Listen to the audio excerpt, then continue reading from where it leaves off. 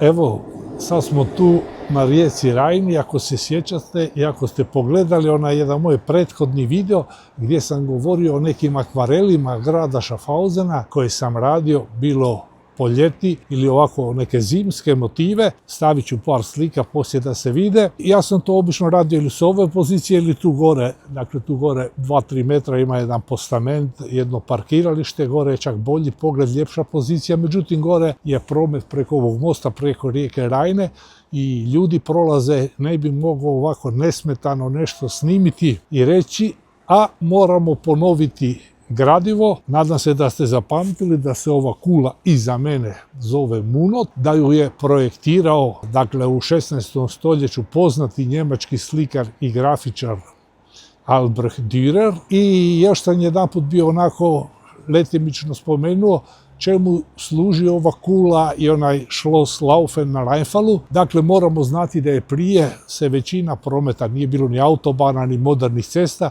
većina prometa i trgovina se odvijala tim vodenim putovima, u ovom slučaju, dakle, konkretno rijekom Rajnom. Naravno, rijeka Rajna zbog slapova Rajne, poznati Rheinfall, dolje nizvodno otprilike 1 kilometar, nije bilo moguće brodovima, dakle, ta nesmetana vožnja. Onda bi se ovdje roba pretovarila na konjsku zapregu i to bi se 2-3 kilometra tim putem vozilo opet dolje do Rheinfalla.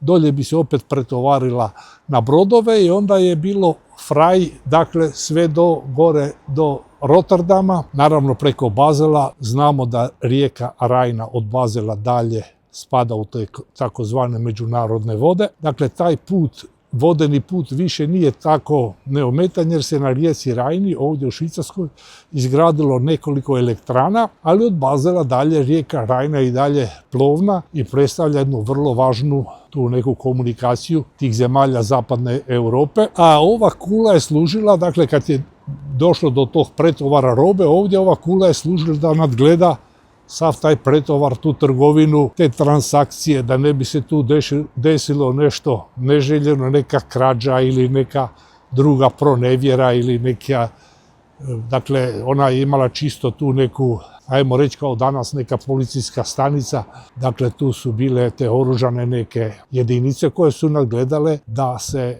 ova pretovar i ova trgovina nesmetano odvija. I znamo da se i sam prelazak preko mosta naplaćivao. Dakle, u srednjem vijeku su sve te državice ili kantoni, svi su imali neke takse za prelazak ili preko mosta ili preko rijeke. Sve se prije platilo, kao što danas plaćamo vinjete. A roba se naravno čuvala u tim skladištima, kao što je ovo desno, koje se i dan danas zove Güterhof, dakle kao skladište dobara. Danas je tu jedan ovako moderan restoran, ali ima i vrlo zanimljiv interijer. Unutra se vidite malo veće prostorije gdje se čuvalo i to žito i ostala roba i vrlo su onako masivni glede, simpatično izgleda. I vidjet ćete na Rajni, prolazio sam baš sad tu da auto pa sam stao baš zbog toga što je ovako dosta simpatičan prizor jer nema snijega, ali to inje je formirano na granama tim, eto, neke tako filigranske efekte, vrlo lijepo to izgleda. Ja ću snimiti par kadrova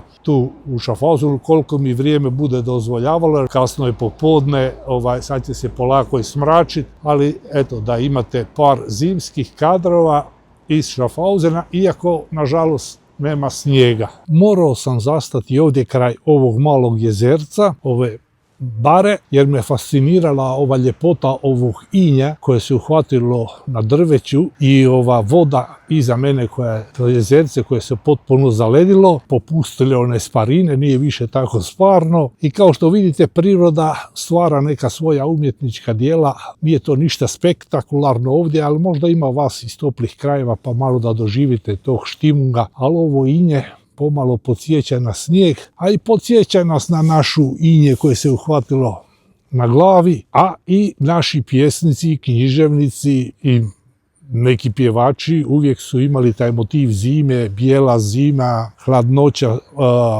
bijele noći, sve to pomalo podsjeća na neku smirenost u životu, na neku prolaznost života, ako tako hoćete. Što bi rekli braća Englezi, yesterday is gone, and tomorrow has not yet come. Ja sam prije nekih 40 godina bio isto naslikao jedan akvarel. Ja ne mogu ovako kao priroda, jer mi samo pokušavamo malo sa više ili manje uspjeha oponašati prirodu, ali mi to ne možemo. Inspiriram onom pjesmom Dragutina Tadijanovića, Dugo u noć u zimsku bijelu noć, moja mati bijelo platno tka.